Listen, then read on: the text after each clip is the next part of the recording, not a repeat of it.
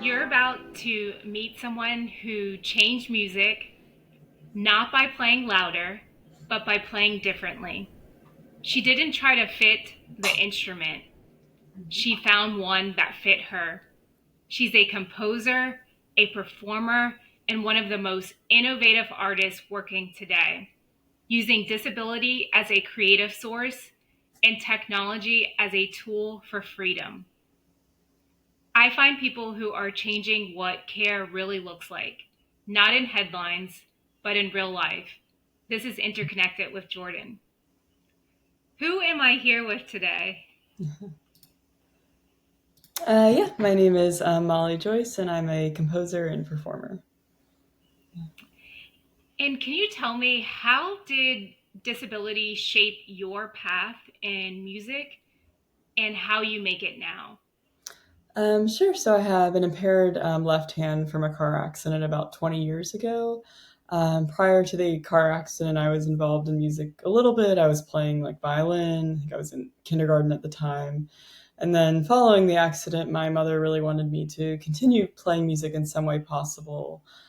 I always say I don't think she saw me as like a prodigy or destined for a life in music, but more just wanted me to like continue extracurriculars. So she, with the help of her and my physical therapist and my elementary school orchestra teacher at the time, they figured out I could play cello backwards. So I bowed cello with the left hand and fingered with the right hand. So then I played cello and I eventually picked up trumpet, but for a long time with those instruments, I think a lot of instruments I tried, I felt like I really struggled against the physical expectations of the instrument that it had of my body, and trying to conform to something that I felt like I would never conform to, which I feel like later on really led me to music composition and composing. And again, for those instruments, I don't think I was necessarily naturally gifted anyway, but I think once I encountered composition, it all felt like incredibly freeing, and like I could just write for other people, other performers, and at the time I think felt like I could get my disability out of the room or something, at least for the time being. But as my studies progressed with music, and then upon later encountering disability studies and really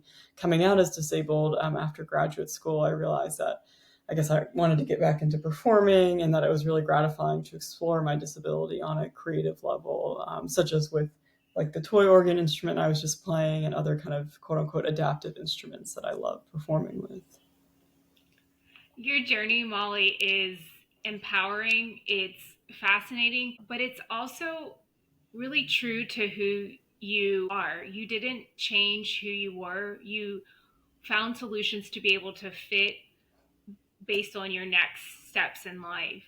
And not only that, you mentioned there were multiple people that were involved with supporting you in terms of finding that next best fit. You mentioned your parents, some of your teachers, Mhm. and just how interconnected all of those different pieces are in your journey. Mhm. So what drew you to the toy organ, and why does it feel like home?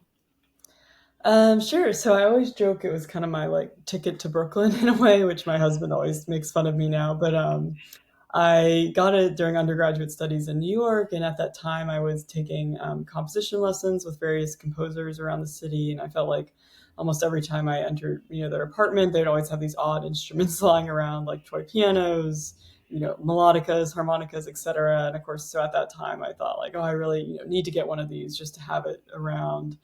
And I think eventually I found this like toy organ on eBay, and but initially I just bought it. I think it was like $100, and then but it did sit in my dorm room for a while, and I'd occasionally use it with like I'd play with dancers or other musicians, but I always felt like it was too small and kind of limited of a range and sound to really do like a significant solo practice on.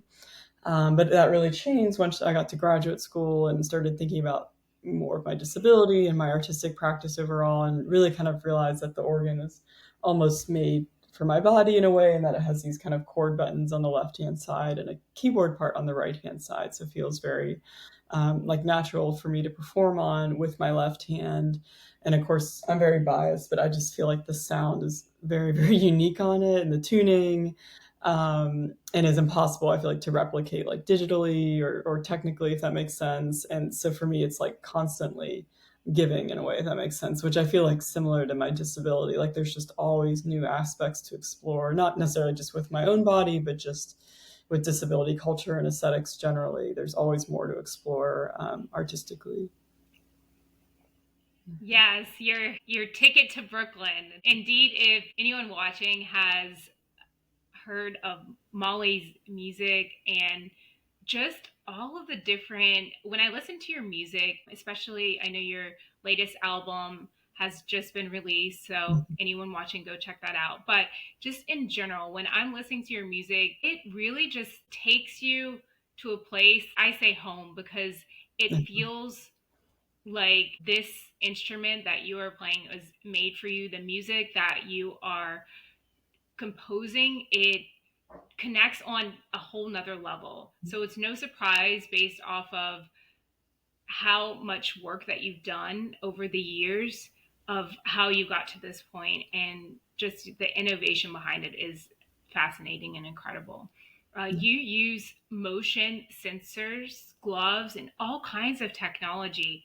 How does it actually work for you in a live performance or a composition?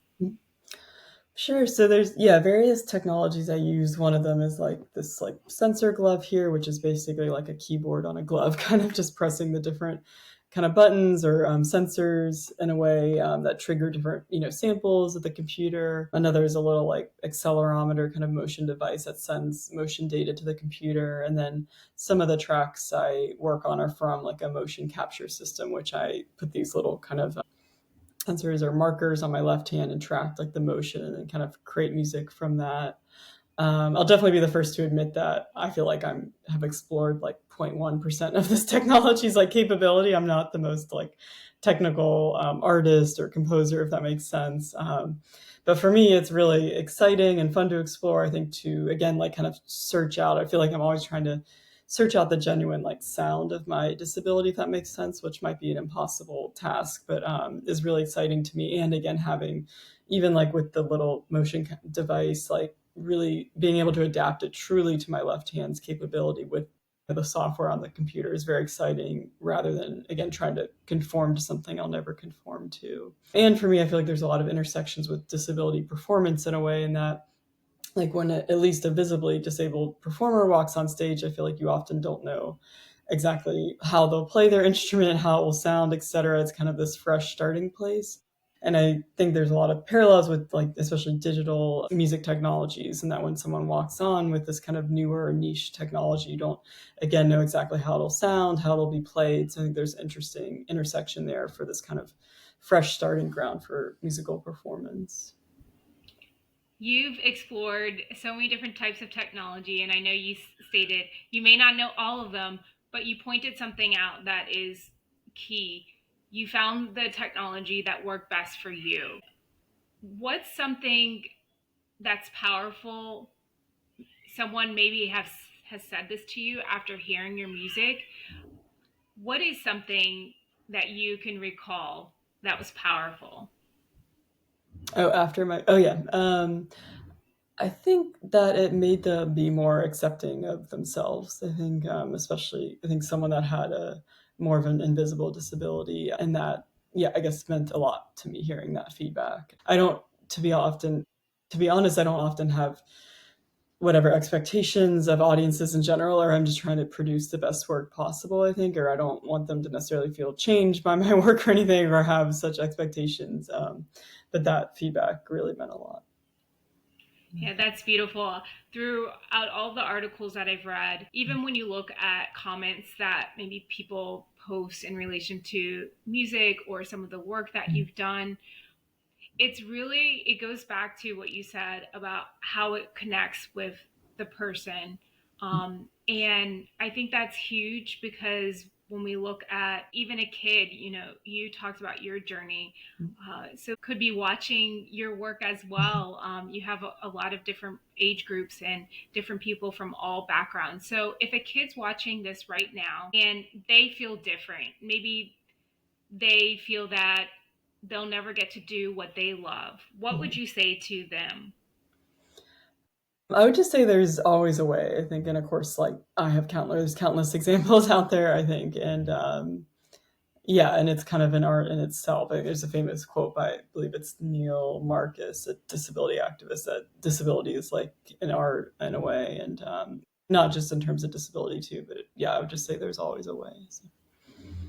There is always a way. You have proven that through your journey, through your work, and through the way that you connect with your journey, with the music, and with others that are really truly inspired by your work, whether they come up to you after a performance or whether they go out and leave and feel inspired to pick up an instrument that they let sit because they felt that I can't play this anymore. So thank you, Molly, for showing us what's possibility really sounds like. If you're watching this and you know someone who needs it, if someone told them they're not enough, or maybe someone told you you're not enough, either share this and just know you don't need to be fixed and you just need a chance to be seen. This is Interconnected with Jordan, and thank you for joining us. Thank you.